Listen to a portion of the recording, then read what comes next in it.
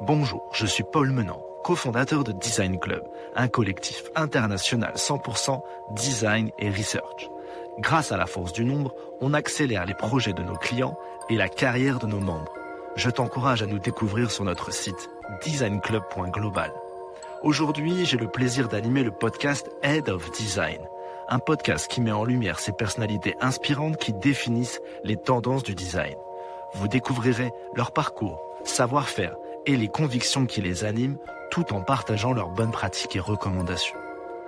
Enfin, si tu apprécies notre démarche et ce podcast, tu peux nous supporter en donnant ton avis 5 étoiles et t'abonner à l'émission pour suivre nos prochains épisodes sur ta plateforme d'écoute préférée.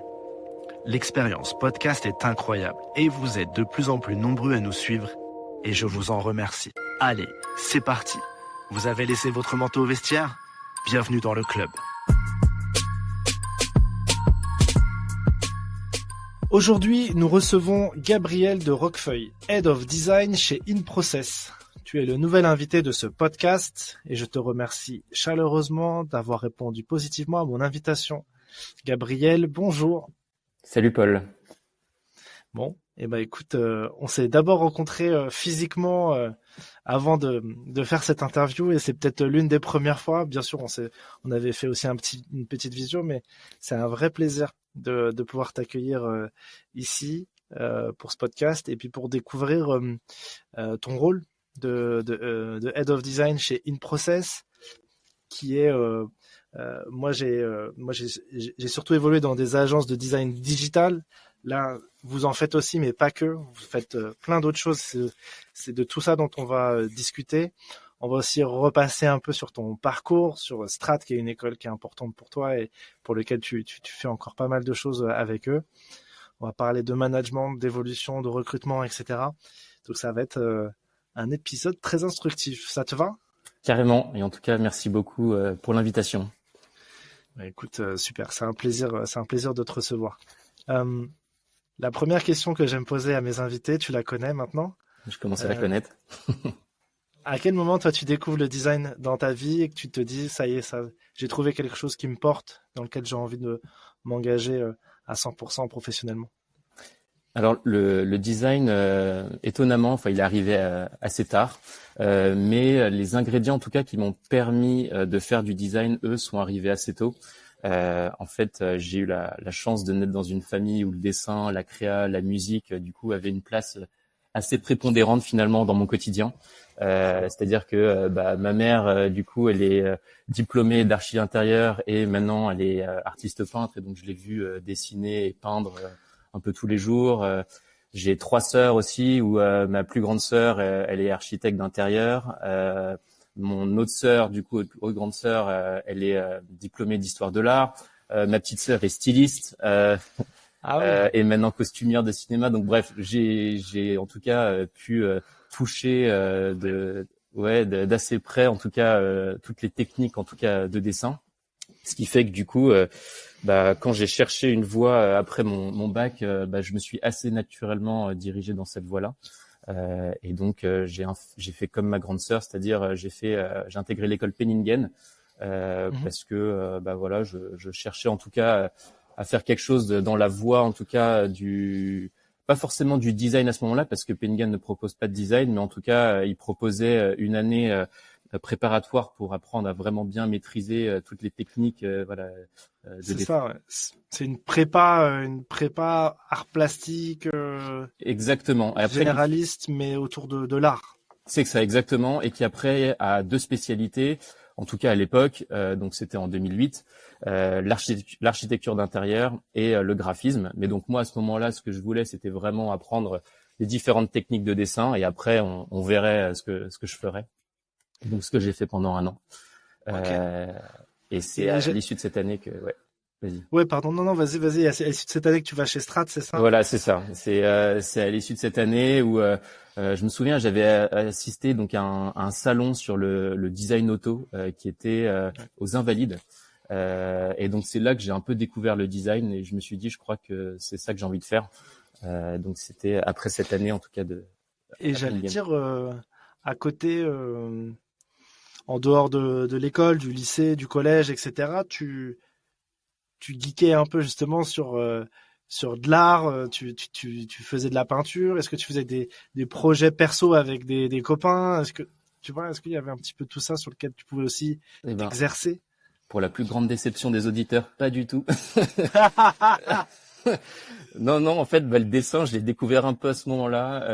Je pense comme beaucoup de personnes après le bac, on se pose beaucoup de questions sur ce qu'on a envie de faire dans la vie, et du coup, comme j'ai eu cette chance de baigner un peu dans cet univers de l'art, je me suis dit allons tester un peu cette voie-là, et finalement, ça a complètement pris, et c'est à partir de mes 18 ans finalement que je me suis dit en fait ouais, c'est ce que j'ai envie de faire. Et c'est vraiment un an après où je me suis dit j'ai envie de faire du design. Et à ce moment-là, donc c'était du design automobile. Et je me suis dit en fait c'est quoi la meilleure école de design auto en France, en tout cas vers laquelle je dois aller. Et c'était Strat à ce moment-là. Et donc je suis allé à Strat et je suis rentré directement en équivalence, donc en deuxième année. J'ai pas eu à refaire la première année. Et donc j'ai suivi 2-3 années du coup en design automobile. Et en fait, à ce moment-là, je me suis rendu compte finalement que j'étais pas forcément aligné avec la façon, en tout cas, dont je touchais du doigt un peu le design auto, c'est-à-dire que c'était assez orienté style, et il fallait justement être très très fort en dessin, que ce soit extérieur, intérieur, et donc je m'y retrouvais pas forcément. Et j'ai préféré les techniques, en tout cas, d'apprentissage du design, qui étaient plus du design industriel, donc plutôt design produit. Et donc, c'est en dernière année à Strat que finalement, je me suis tourné vers le design produit.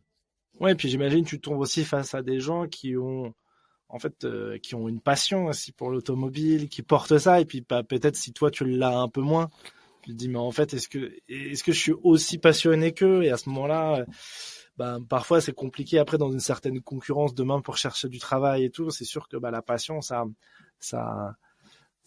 c'est toujours un plus dans son parcours. Et pour le coup, toi, tu t'es réorienté vers quelque chose qui te parlait beaucoup plus.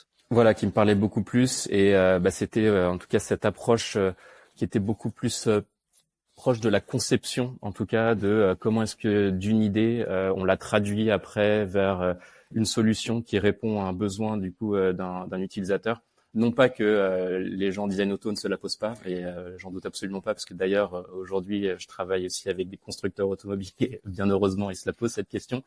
Mais en tout cas à cette époque, en effet, c'est vrai que il y avait même un concours d'entrée à Strat pour pouvoir intégrer le design auto, donc c'était vraiment ce qui sketchait le mieux qui pouvait y arriver. Donc il fallait être à la fois passionné et un expert en tout cas du design auto, ce qui était assez compliqué.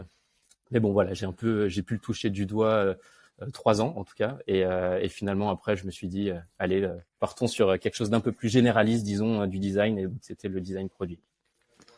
Ok, trop bien. Et donc là tu termines Strat. Comment tu entres dans ton parcours professionnel? Par quelle voie? Et voilà, comment tu évolues là sur les quelques années du début de ta carrière de jeune designer? Donc 2013, je suis diplômé de design industriel à Strat. Donc j'ai commencé, donc j'ai fini le cursus en produit, et donc je commence ma vie professionnelle donc en produit. Et donc j'ai intégré l'entreprise, la PME, donc Lexon, qui est un éditeur d'objets. Et donc là, c'était assez passionnant parce que il y a 2 branches, disons, en tout cas chez Lexon, en tout cas à l'époque. Et donc il y en avait une qui était la collaboration avec des designers de studio. Donc c'était des designers type Stark, Yona Vautrin, Mathieu Lehanner, qui eux font des collabs avec Lexon pour éditer des produits. Et donc ça, Oui, tout à fait.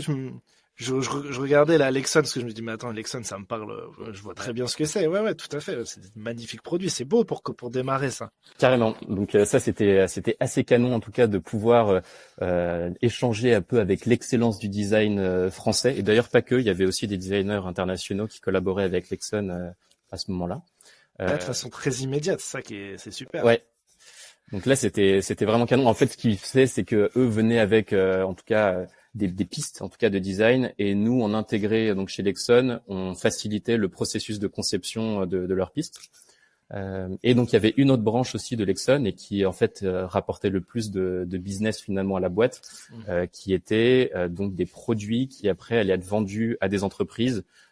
Et donc c'était tout ce qui était stylo, porte-clés, clé USB, porte-documents, et donc ou après on y met Voilà, et après on met le logo. Le logo, ouais. Okay. Exactement, de l'entreprise. Et donc, je suis sûr qu'il y a certaines personnes d'ailleurs qui nous écoutent, qui ont dû déjà croiser des porte-documents ou des clés USB brandées avec ces produits-là, parce qu'il y en a eu beaucoup de vendus. Et donc c'était en tout cas ça qui était ce qui m'occupait le plus en tout cas au quotidien, c'était de créer des gammes en tout cas de ces produits-là, de les faire développer. Et donc à l'époque c'était majoritairement donc en Asie. Et ensuite voilà de les redistribuer donc en France. Et donc après l'Exxon, tu vas à la découverte du pays du soleil levant. Voilà. Non, c'est pas celui-là. Pas celui-là tout à fait, mais c'est pas celui-là. Tu vas en Chine. Je vais en Chine, ouais. Je vais à Shanghai pour justement participer à la conception des produits non alimentaires, donc qui sont distribués dans les super et hyper de Carrefour, donc sur le marché plutôt, destiné plutôt au marché européen. Et donc là, les types de produits, en tout cas, qu'on dessinait et qu'on concevait du coup en usine, c'était des produits de la maison, donc tout ce qui était ustensiles de cuisine, les produits de ménage, tout ce qui était produits de jardin également. Enfin voilà, tout ce qu'on peut trouver en tout cas dans un supermarché. Et donc voilà, c'était assez évident. La raison pour laquelle on était donc à Shanghai, c'était pour être au plus proche des usines. Et donc c'était passionnant d'un point de vue de designer, en tout cas, de se dire que j'avais mes bureaux, donc moi là à Shanghai, je dessinais des produits, je recevais un brief en tout cas de la France, on dessinait un produit et ensuite en très peu de temps, on pouvait aller en usine et discuter avec les fabricants justement pour voir le produit qu'on avait dessiné commencer à voir le jour quoi, en tout cas. Et donc il y avait tout type de produits, plastique, métal, injection, moulage, voilà. Donc c'est incroyable. C'est drôle parce que justement j'avais cette discussion là avec le head of design de Native Union, qui est qui font des coques qui sont connus pour tous les accessoires tech, et qui eux étaient basés à Hong Kong. Et il me disait que c'était à 2 heures de train de là où tout se fait. Il m'a cité la ville, mais je l'ai plus en tête. Je crois que c'est Shenzhen ou quelque chose comme ça. Ouais, Shenzhen, ouais, sûrement. Tout à fait. Et il m'expliquait que vraiment la vision qu'on peut avoir de la Chine était totalement pas du tout la bonne par rapport à ce qui se passe réellement et la qualité des usines et l'industrialisation de ces usines, la robotisation, etc. Alors peut-être aujourd'hui, il y a quelques années pour toi, on n'est peut-être pas encore à ce moment-là, mais en tout cas, si on veut trouver presque la meilleure qualité entre guillemets, la Chine est vraiment aujourd'hui un acteur de qualité sur ces produits-là. Complètement. Et surtout, Carrefour, en tout cas, à l'époque, mais j'imagine que c'est encore le cas aujourd'hui, faisait très attention aussi aux usines avec qui elle collaborait. Et alors, je pense qu'en tout cas, avec le head of design donc que tu as interviewé de chez Native Union, qui travaillait plutôt dans les produits tech, je pense qu'il y a encore plus de robotisation en tout cas pour ce type de produits-là. Nous, il y avait vraiment tout type de produits, que ce soit du textile, du plastique, du métal, un peu moins de produits en tout cas où il y avait de l'électronique. Donc je pense que c'était peut-être un peu moins tech en tout cas dans les usines que j'ai collaboré, mais c'est ça qui était aussi passionnant, c'était de voir, d'observer, de comprendre les différentes techniques en tout cas de fabrication dans ces usines et qui étaient un peu partout, disséminées dans le pays quoi. Ouais, donc on passe un petit bonjour à Fabien Noroy qui était là à la soirée d'ailleurs. Salut Fabien. Design, vous êtes pas croisés. On s'est pas croisés malheureusement, mais au prochain event. Voilà, c'est ça.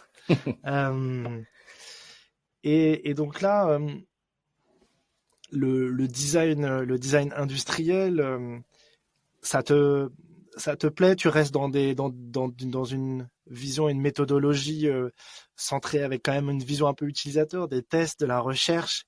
Comment vous faites chez Carrefour? Ça m'intéresse aussi un petit peu de découvrir d'autres types de design.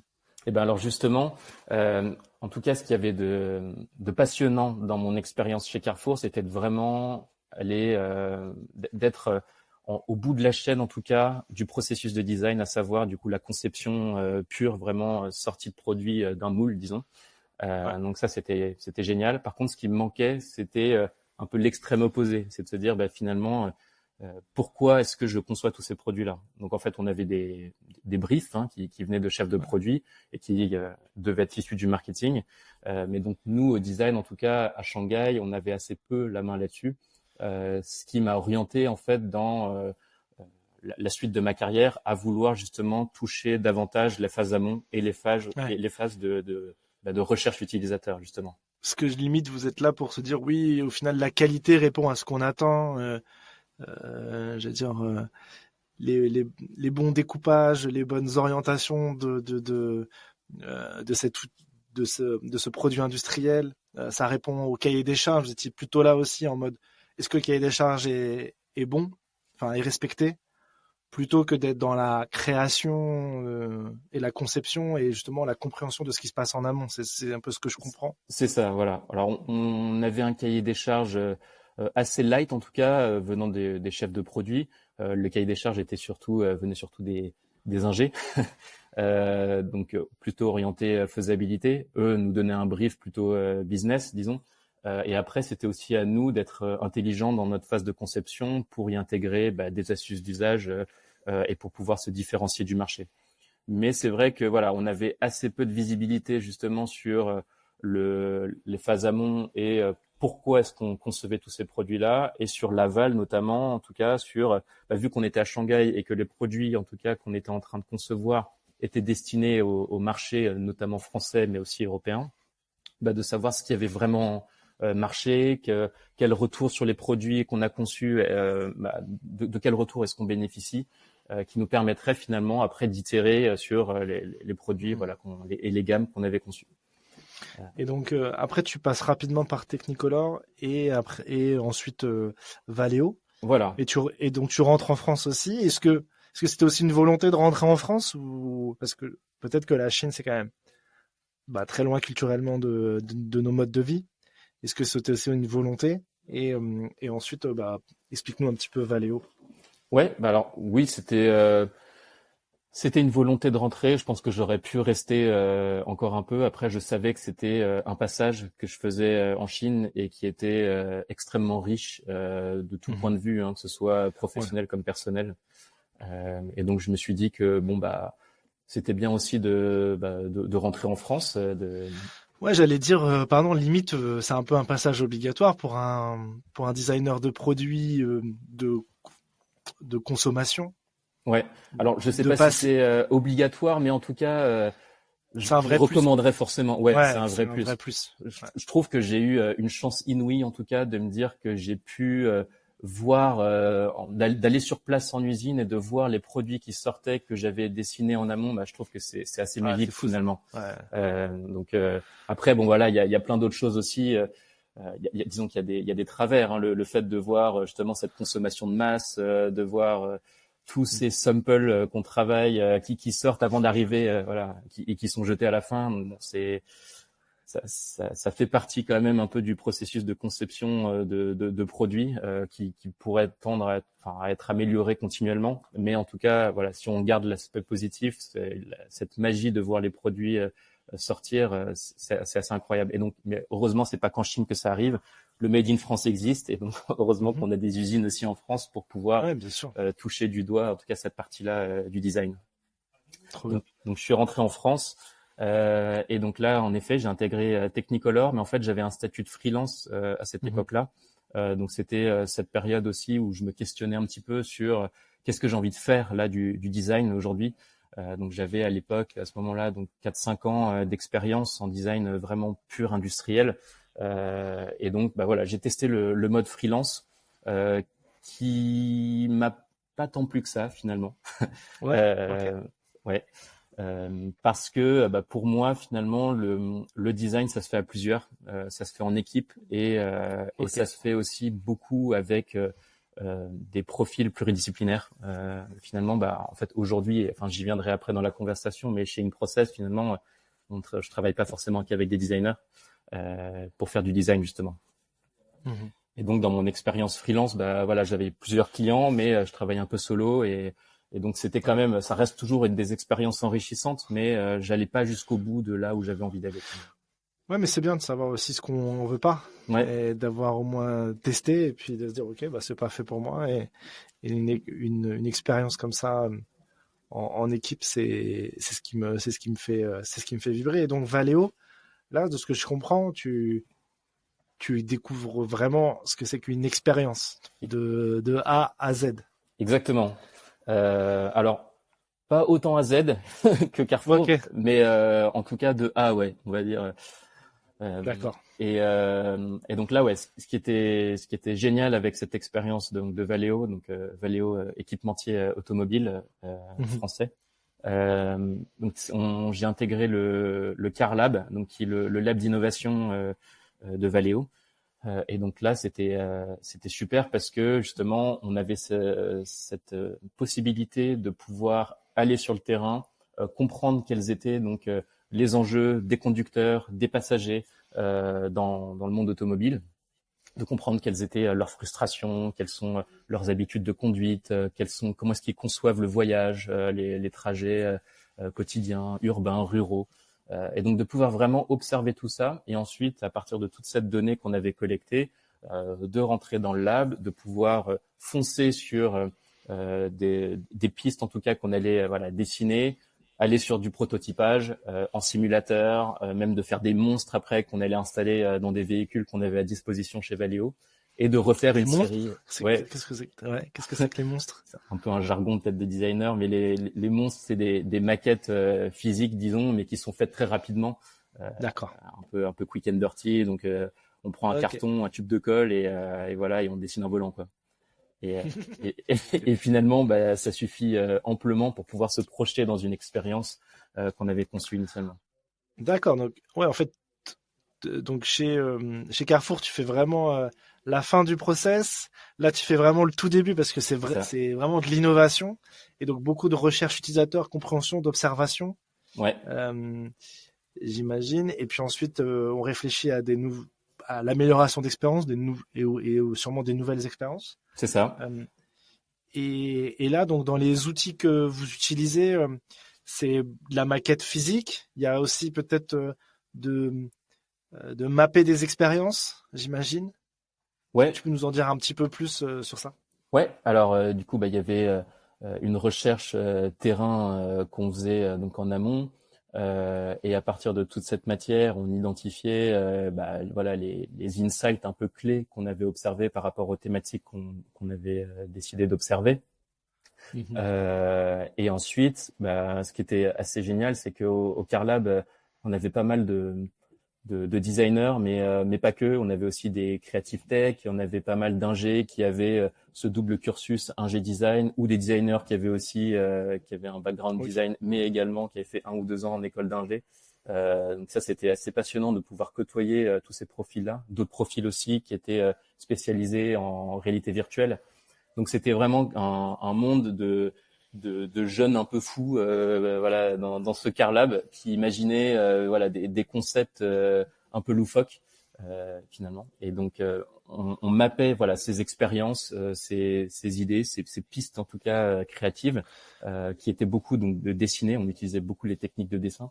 Et Ok. donc c'est à partir de toute cette matière-là qu'après, avec les acteurs en tout cas de Valeo qui nous missionnaient voilà sur des projets, qu'on se disait bon bah voilà quelles sont là les expériences qu'on a envie de mettre en forme, que ce soit de façon digitale ou physique, dans un véhicule, en réalité virtuelle, dans un simulateur. Et ensuite voilà on organisait des sessions de tests utilisateurs où on faisait venir voilà des gens et on les projetait dans ces scénarios pour que eux nous disent en gros qu'est-ce qui va pas là par rapport au scénario en tout cas de conduite dans lesquels on les projetait. Une ponctuation pour t'informer que Design Club peut t'accompagner dans le recrutement de ton équipe design ou research. Nous saurons te trouver la perle rare en freelance ou en CDI. Enfin, si tu galères à mettre en place une recherche utilisateur multi-pays, sache que grâce à nos user researchers locaux qualifiés et un peu partout dans le monde, on saura le faire en quelques jours. Tu peux en savoir plus sur notre site designclub.global. Merci de ton attention et bonne écoute. Ok. Et donc là, tu m'as parlé un petit peu de digital, de réalité virtuelle. C'est les premières fois aussi que tu as des échanges avec le design digital, Ouais, c'est ta découverte. complètement. Et alors ce qui était bien, c'est que chacun avait plutôt des spécialités au Car Lab. Donc tu en avais qui avaient voilà plus d'aisance en tout cas pour concevoir que ce soit l'UX ou l'UI. ou d'autres évidemment qui avaient cette spécificité de pouvoir concevoir des univers en réalité virtuelle. Après, en fait, ce qu'on essayait de faire justement, c'est que tout le monde puisse toucher du doigt, en tout cas, tous les domaines possibles. Et donc, on n'est pas obligé d'être un expert du digital pour concevoir une app, loin de là. Maintenant, il y a plein de logiciels qui nous permettent de pouvoir faire des choses très simplement. Je pense notamment à Figma.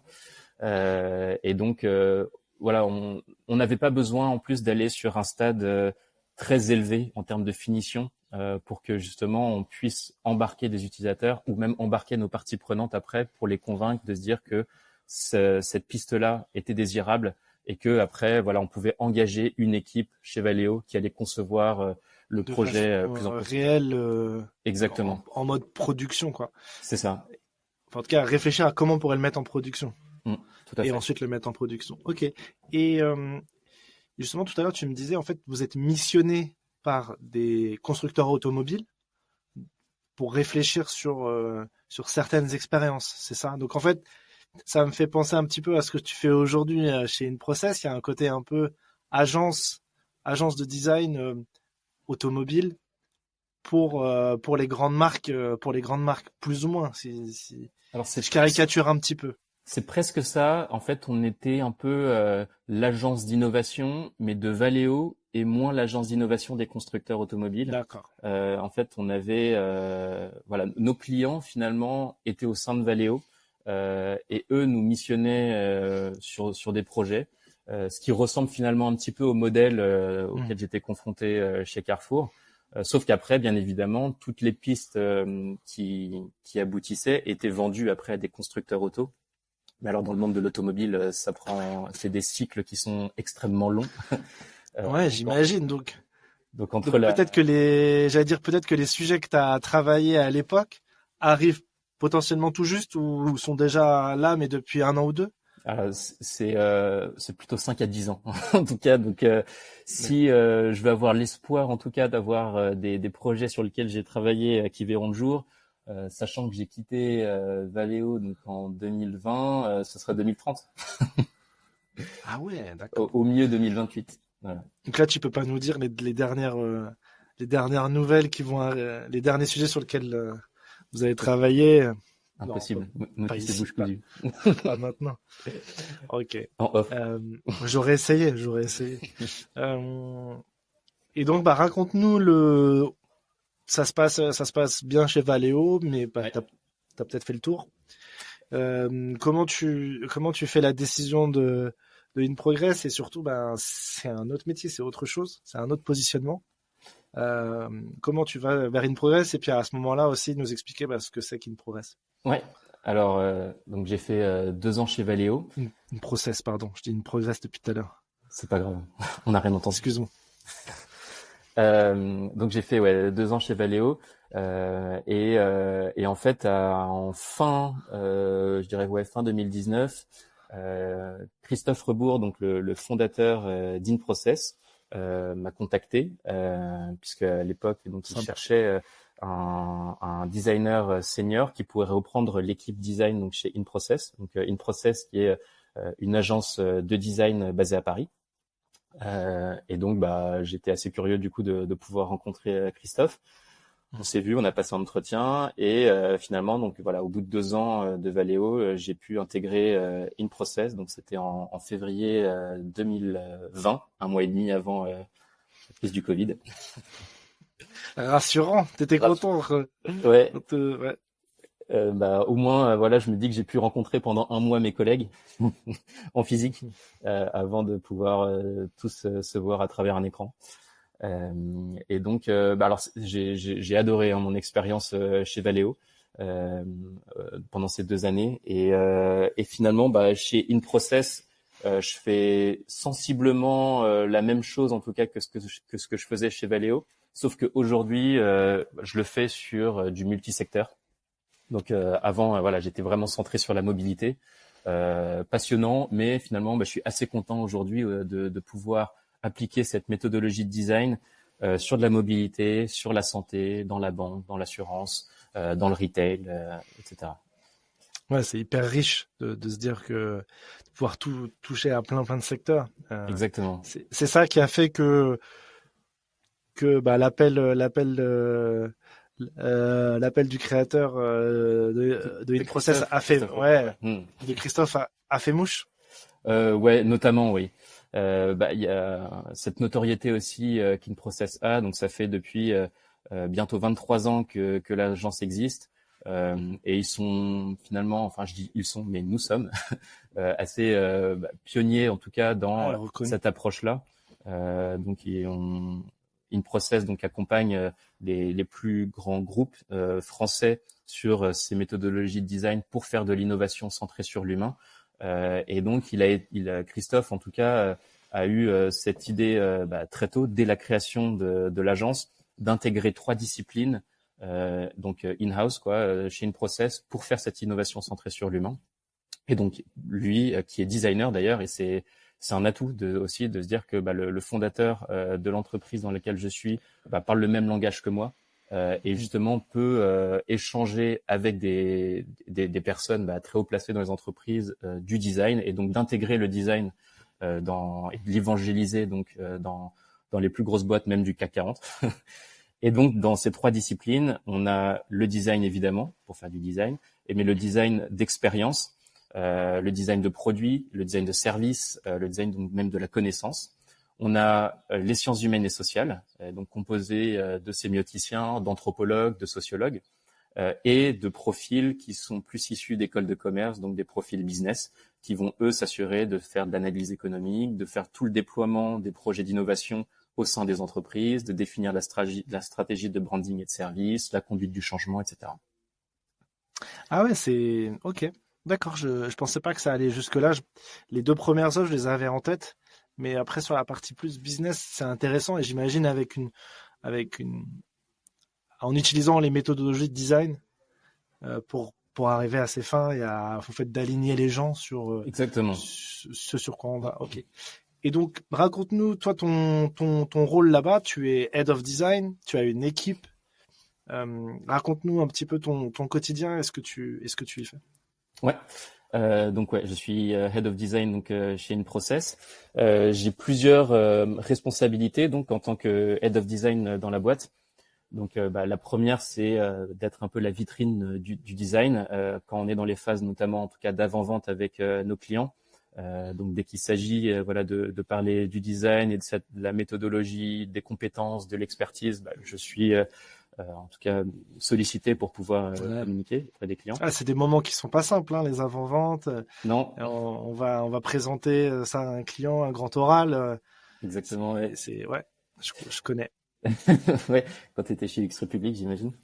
Ouais, tout à fait. Et puis même avant, mais c'est vrai que c'est des moments qui sont stressants. Et puis le volume de travail qu'il y a à faire en très peu de temps avant, parce que puis souvent, même si on fait du design, souvent les clients ils veulent quand même voir des choses, ils se projettent. Ils veulent voir quand même des choses sur lesquelles ils se projettent.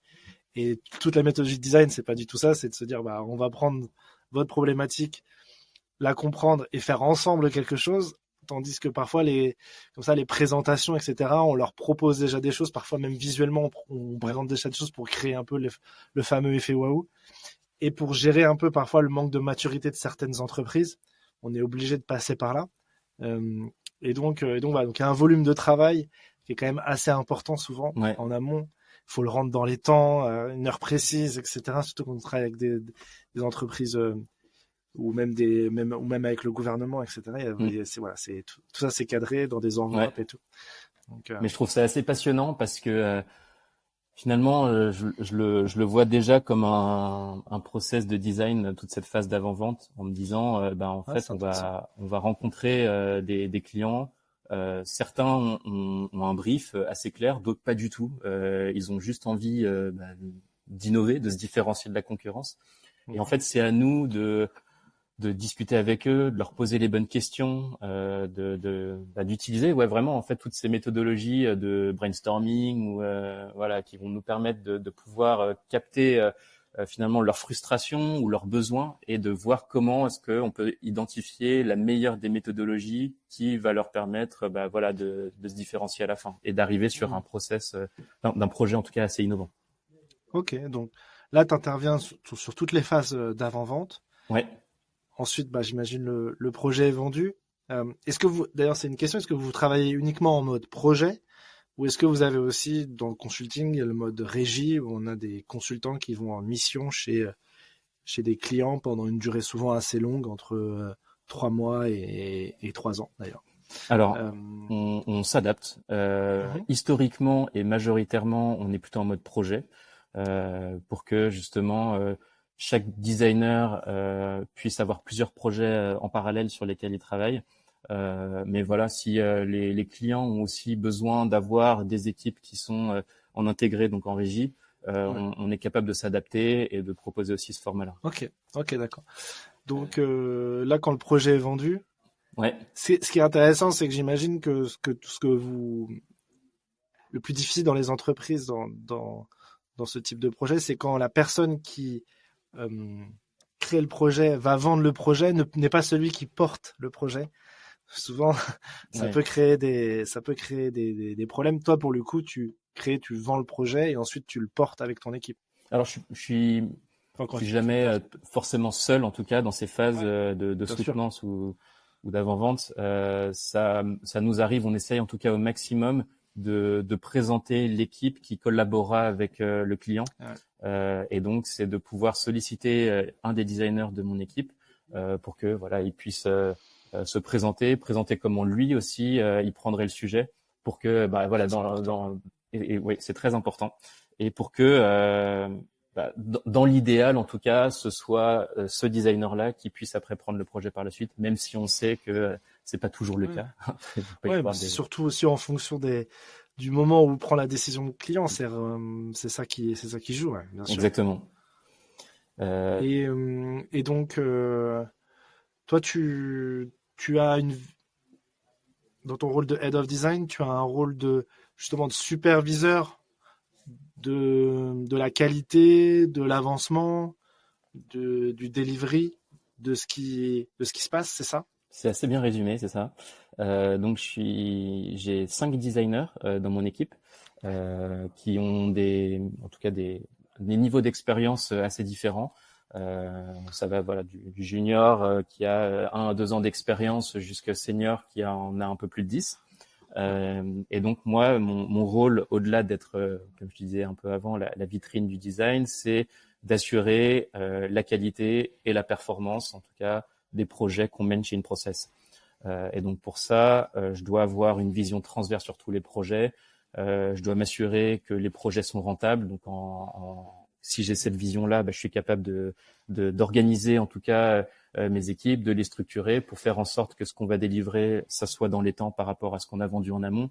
De m'assurer évidemment aussi que ce qu'on livre est qualitatif et innovant. Et donc c'est ça finalement qui est un des plus gros enjeux finalement dans mon rôle aujourd'hui, c'est de m'assurer que on va toujours réussir à créer un peu l'effet waouh, même si je suis pas fan de cette expression, de nos clients, et en étant côté un peu back office, le rentable par rapport à ce qu'on a vendu en amont.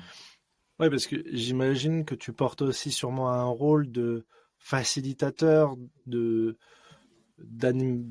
tu animes sûrement les moments de co-création, tous les moments où où vous livrez de la recherche utilisateur, etc. J'imagine que toi, tu as aussi un peu ce rôle-là de facilitateur avec tes designers. Hein. J'imagine que tu n'es pas tout seul, mais ça fait partie aussi de ton rôle ou... Oui, ce qu'on essaie quand même de faire chez InProcess, et c'est plutôt une chance finalement pour les designers qui viennent, même les plus jeunes, c'est que l'objectif est qu'on les forme vraiment dès on va dire le plus jeune âge pour qu'ils soient le plus autonomes possible. Au berceau. Voilà, au berceau. Non, mais on y tient en tout cas à se dire que quand on va recruter, que ce soit des stagiaires ou des alternants, qu'on a vraiment envie de bien les recruter pour que ensuite on puisse les intégrer, parce que la méthodologie est assez lourde et prend un peu de temps finalement à ingérer. Et en plus, on est sur des projets assez stratégiques et donc on veut vraiment faciliter le fait que nos designers vont rester et vont être autonomes. Donc, en gros, pour répondre à ta question, je suis pas forcément là à tous les points des projets que les designers mènent avec les clients.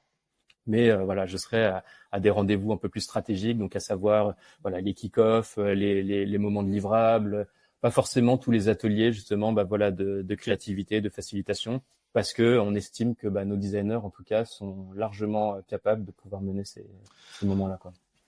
Non mais en mode conseil, c'est obligatoire d'avoir des gens qui ont une autonomie à animer des ateliers. Pour moi, c'est central. Et ok. Une dernière ponctuation pour t'informer que toi aussi, en tant que designer ou researcher, tu peux devenir membre du Design Club pour accélérer ta carrière et avoir accès à des opportunités uniques. Tu peux en savoir plus sur notre site designclub.global et via les liens en description de l'épisode. Merci de ton attention et bonne écoute. Ok, très clair. Et donc là, aujourd'hui, tu m'as dit vous êtes 5. Ouais. Est-ce que tu peux un peu m'expliquer les types de personnes, de profils qu'il y a dans l'équipe? Et après, la seconde question, ce sera, est-ce que tu pourras nous présenter un peu un Rex ou un retour d'expérience, c'est ça, d'un de vos clients pour bien comprendre un peu comment vous avez pu les aider? Carrément. Alors dans l'équipe, ils sont 5, avec moi donc on est 6. Donc j'ai deux profils juniors, 2 profils plutôt middle et un profil senior. Donc quand je dis middle, c'est environ 5 ans d'expérience. Et senior, c'est 10 et plus. Et donc c'est que des designers. Donc déjà ils sont tous diplômés de design. Et c'est que des designers qui viennent voilà d'écoles différentes. Je suis pas du tout attaché que à Strat par exemple. Je suis très ouvert à toutes les écoles. Et donc dans le process de recrutement également, je suis pas du tout formalisé sur l'expertise dans lequel le designer va exceller. Parce que forcément, quand on sort d'école de design, on a chacun un peu une expertise, mais c'est pas forcément ça qui m'intéresse, même si ça peut être un atout.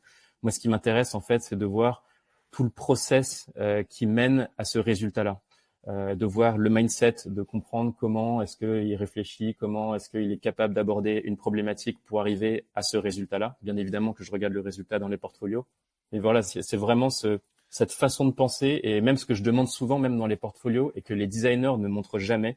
Donc là, je passe un message à ceux qui font leur portfolio, montrer comment. Ouais, j'allais dire non, c'est bien parce que on va faire le focus sur le recrutement. Ah, d'accord, ça. ok. Tout de suite. Non, mais c'est très bien. Et puis on parlera peut-être du Rex plus tard, Okay. mais c'est très bien. Mais donc, qu'est-ce qu'il n'y a pas alors dans le portfolio?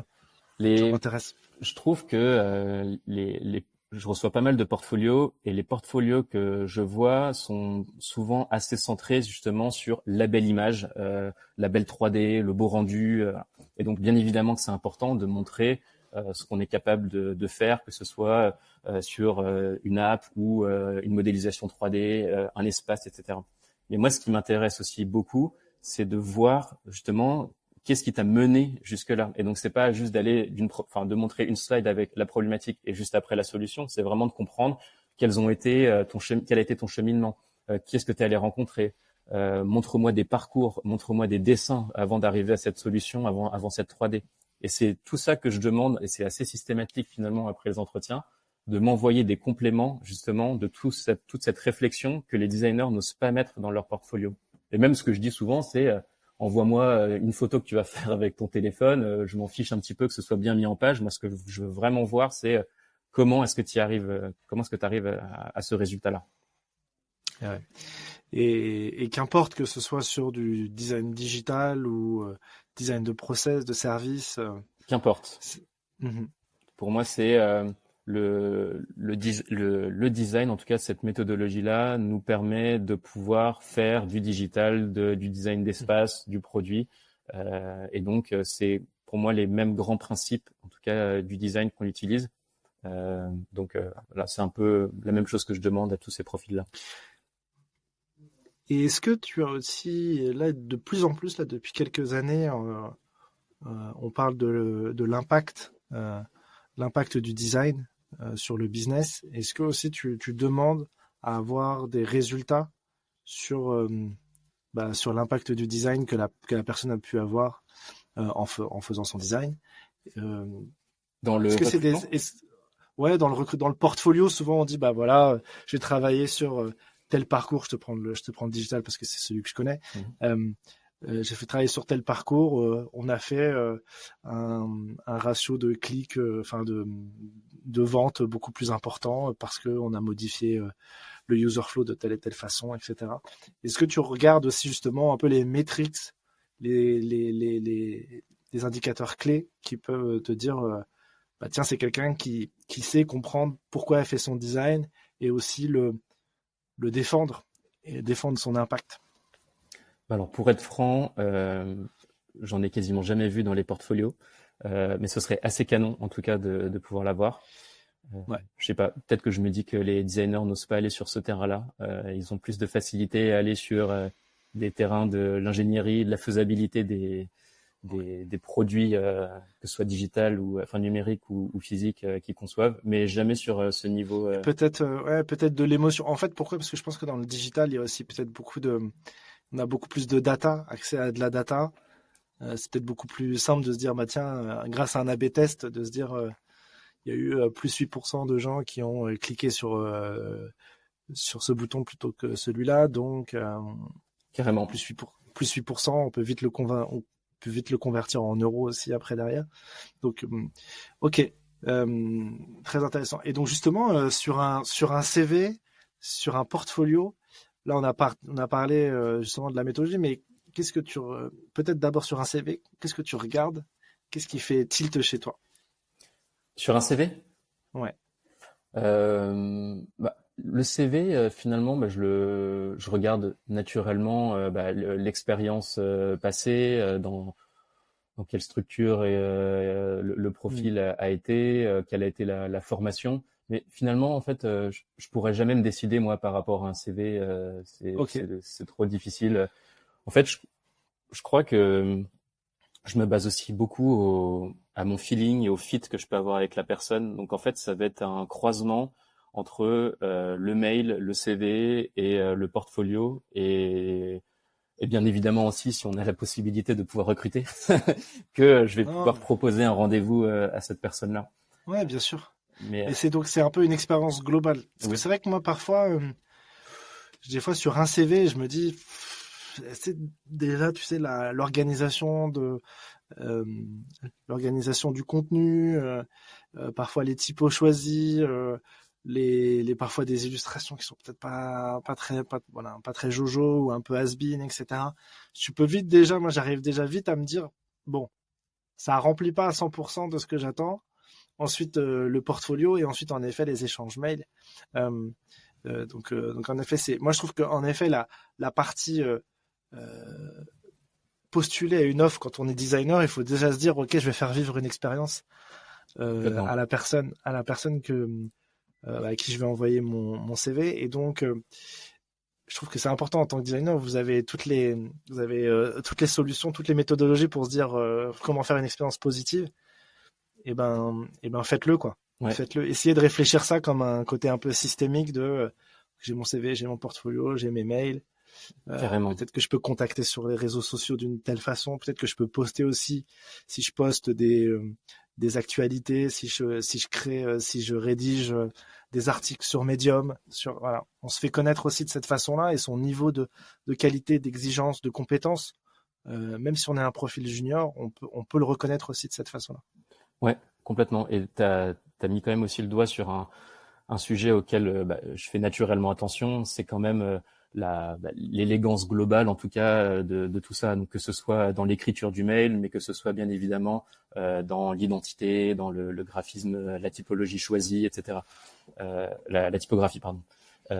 Après, je suis pas du genre, moi, à pousser les designers à partir justement dans un portfolio ou un CV ultra différenciants, ultra complexes, qui se mettent une pression à se dire que T'as raison. je vais devoir faire quelque chose pour me démarquer en fait des autres. Ouais, genre ultra innovant, quitte.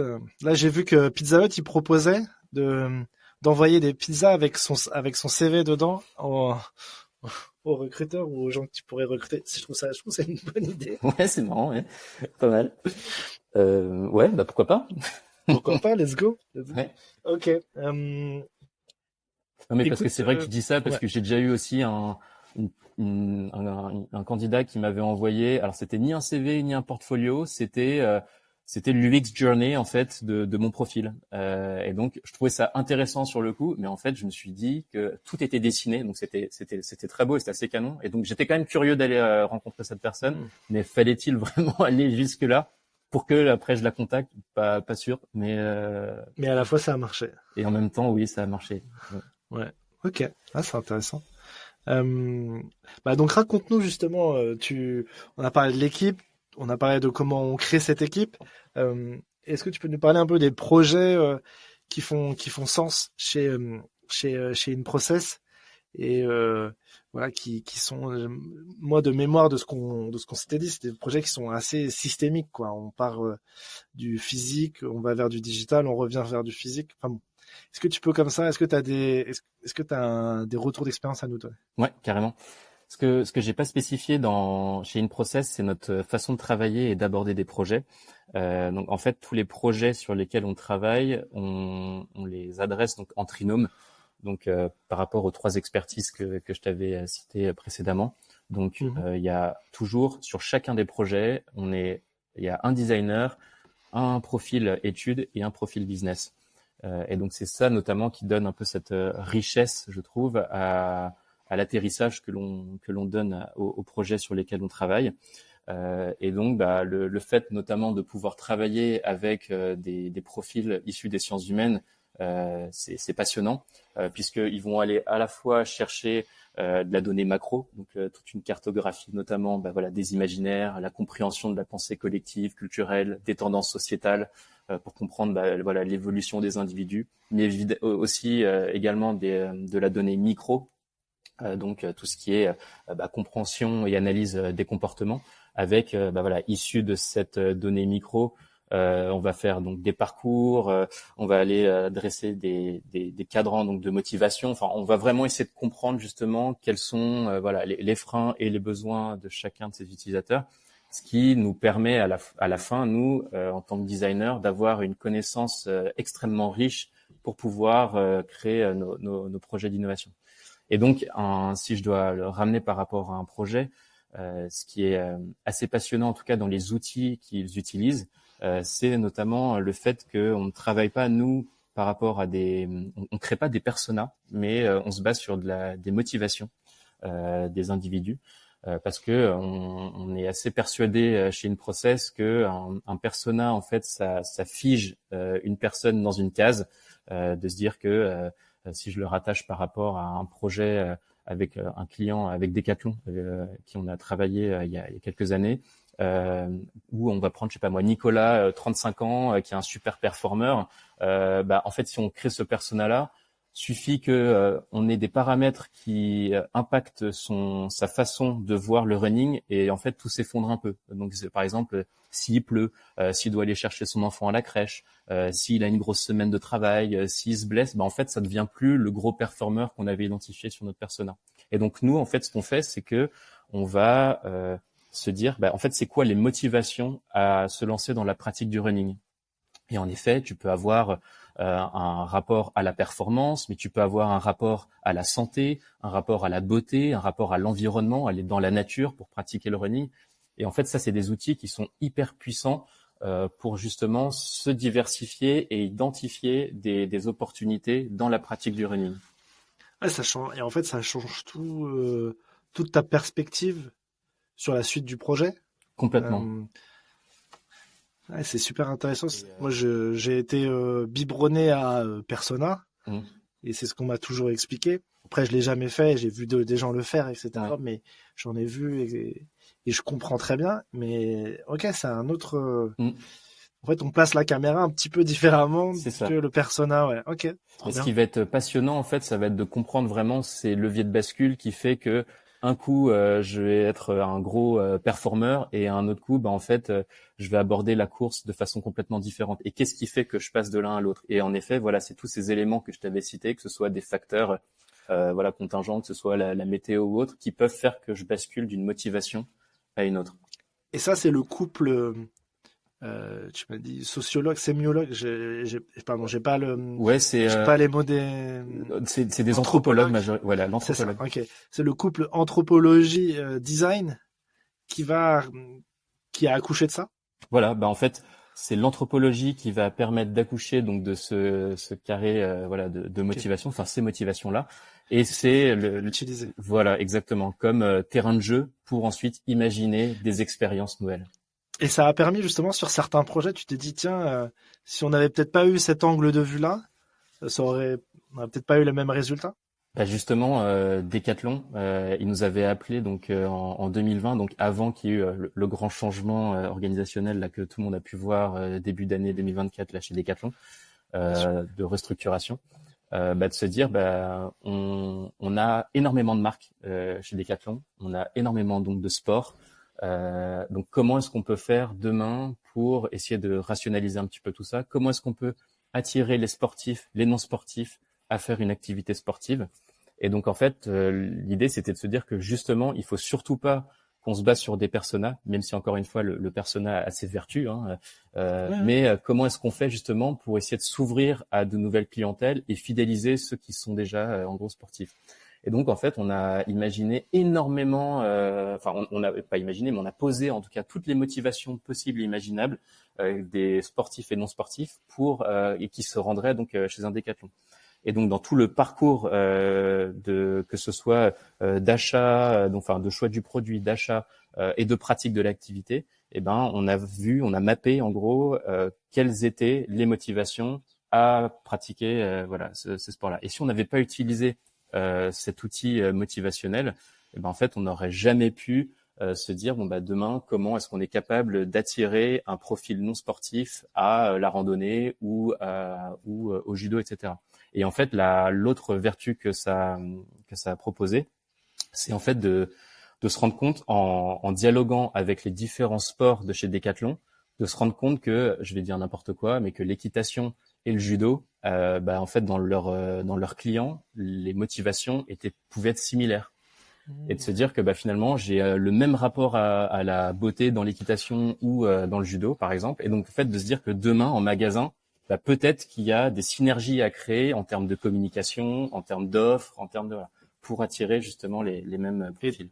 Et d'ailleurs, c'est ce qu'on a un petit peu vu sur le fait qu'il y a beaucoup de marques qui ont disparu pour en garder que 4 ou 5 et sûrement par affinité de motivation. C'est exactement ça, oui. Ça, alors, je veux pas avoir la prétention de dire que c'est ce projet qui a tout fait, cas, mais ça a participé. Ça a donné du grain à moudre, comme on dit, sur. C'est super intéressant. En fait, la conclusion, en tout cas le chapeau de tout ça, c'était de se dire que la clé d'entrée, c'est pas le sport, mais c'est l'individu. Et c'est en partant de cet individu-là qu'on est capable de l'amener à un sport. Et en fait, c'est un peu le même raisonnement qu'on a sur tous les projets qu'on mène. C'est de se dire que c'est jamais l'espace, le produit ou quoi que ce soit, c'est toujours l'humain au centre. Et en fait, c'est un mot, enfin c'est une phrase qu'on dit beaucoup, mais qui est rarement le cas en fait, en vrai. Et pour le coup, je trouve qu'avec cette méthode et les postulats que vous défendez, vous êtes un peu garant de ça. Alors après, parfois c'est pas simple, j'imagine, à faire rentrer tout le temps les clients dans cette vision-là, pour que ils se rendent compte que derrière l'individu, il y a aussi du business qui va en découler. Oui. C'est pas toujours si évident d'assurer ça. Non, c'est pas évident, mais en fait, c'est ce qu'on propose. Et de par le fait d'avoir. Mais c'est vos convictions. C'est exactement ça. C'est nos convictions, c'est notre ADN, et même le fait d'avoir des experts de l'humain qui sont donc tous ces profils dans le pôle études. En fait, ça nous crédibilise encore plus sur le fait que on va vraiment innover en partant des besoins des utilisateurs. En effet, s'il n'y avait pas ce pôle-là, peut-être que ça serait plus difficile.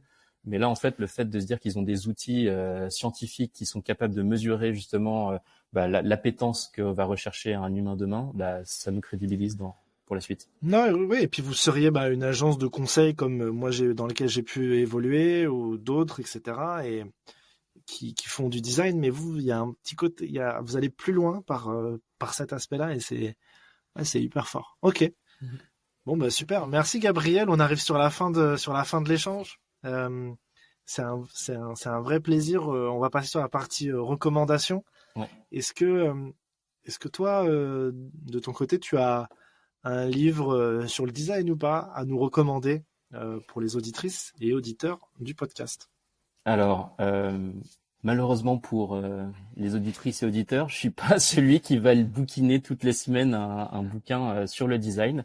Néanmoins, celui qui m'a été vraiment utile et qui m'a vraiment aidé en tout cas dans ma façon de pratiquer et de concevoir une approche design, c'est le fameux livre Sprint de Jake Knapp, de Google, pour justement cette méthodologie vraiment condensée, en tout cas pour arriver sur des solutions très rapides en design, donc en 5 jours. Et je l'ai appliqué tellement de fois, alors pas toujours sur 5 jours, parfois sur 3, parfois sur des temps légèrement plus longs, mais en tout cas c'est hyper efficace, c'est hyper bien écrit et en plus il y a plein de liens vers des vidéos pour en savoir plus. Donc franchement je le recommande très fortement si on souhaite faire des sprints en tout cas.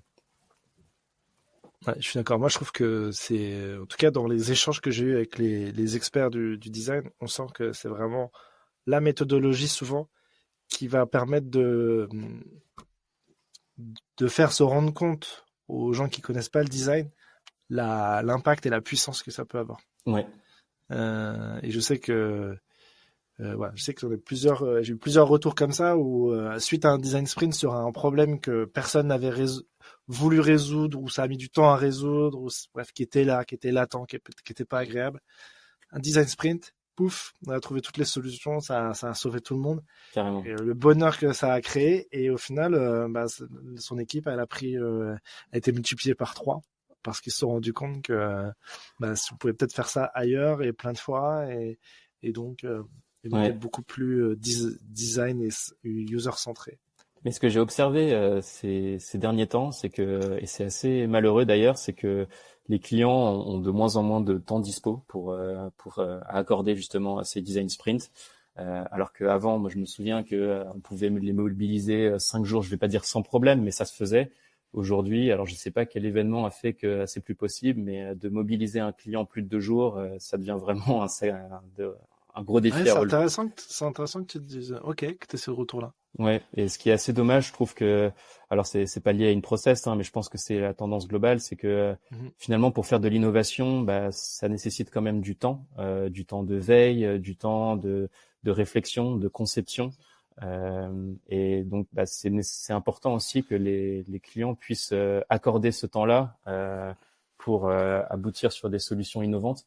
Donc il faut toujours faire un trade-off justement entre quel temps on dispose par rapport à ce qui a été vendu. On peut pas non plus vendre des projets à rallonge. Donc voilà, c'est pas si simple. Ouais, et puis j'allais dire, il faut aussi être relâché quand tu vas dans un truc comme ça d'innovation. Ouais. Faut pas être dans ses mails, dans son day-to-day.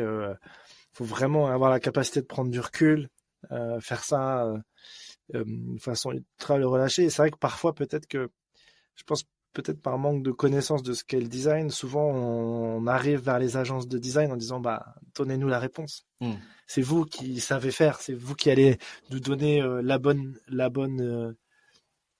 solution. Ouais. Tandis qu'au final le design c'est plutôt faire émerger cette solution. Alors bien sûr ça peut venir de plein de monde, ça peut venir des designers et ça peut venir de l'entreprise et de l'agence de conseil qui accompagne ça.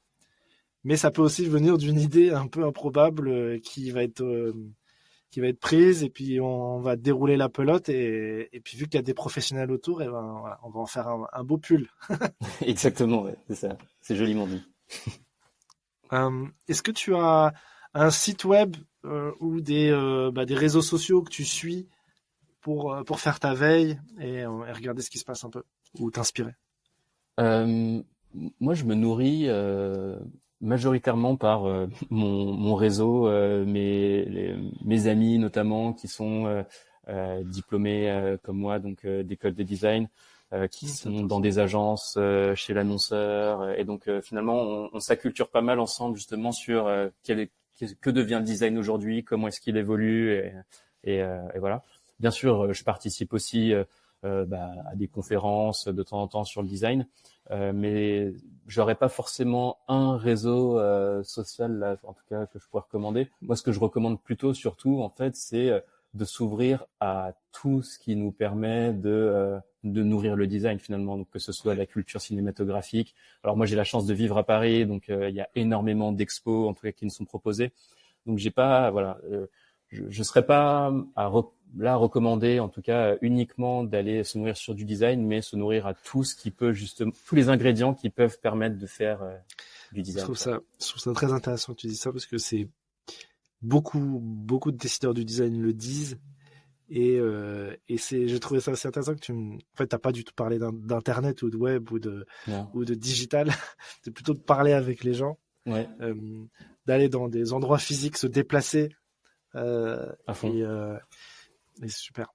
Et l'autre chose aussi, c'est que je suis encore très connecté aux écoles, donc que ce soit Scrap, l'école de design de Nantes. Donc j'ai la chance aussi. Tu participes à des jurys, j'ai vu. Oui, je participe chaque année. Je suis jury. Cette année, j'ai eu la chance de faire Nantes. C'était la première fois et c'était super.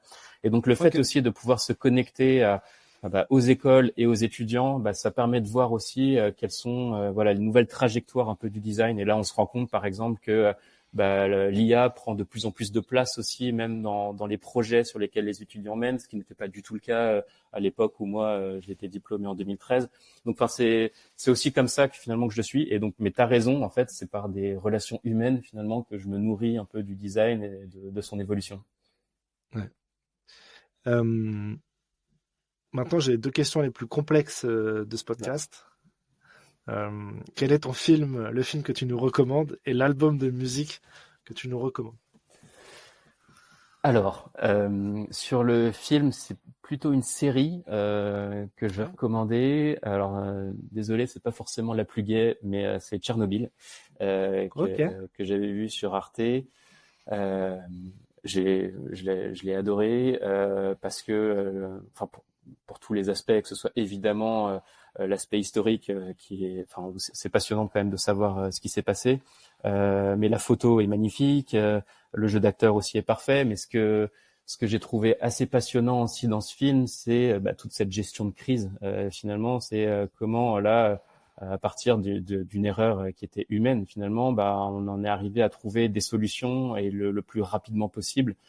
Par tous ces experts qui ont dû se mobiliser tout de suite. Enfin, voilà, et finalement là, en y pensant, je me dis que on peut faire des ponts aussi même avec l'agence où on a un problème et là faut trouver la solution et c'est pas toujours la toute première solution qu'on va trouver. On va en déployer une et puis on va se dire on va itérer, on va rebondir un peu dessus. Ouais, je suis d'accord, c'est vrai, c'est intéressant. J'ai adoré. Ouais. Ok. Et un album? Et l'album, en fait, c'est une Éthiopienne qui joue du piano. Et alors, accrochez-vous, elle s'appelle Emayoy Tsege Mariam Gebru. Et en fait, je l'ai découvert un peu par hasard dans mes découvertes de la semaine Spotify. Et il se trouve que fin d'année 2024, elle était dans le top 1 de mon Wrapped.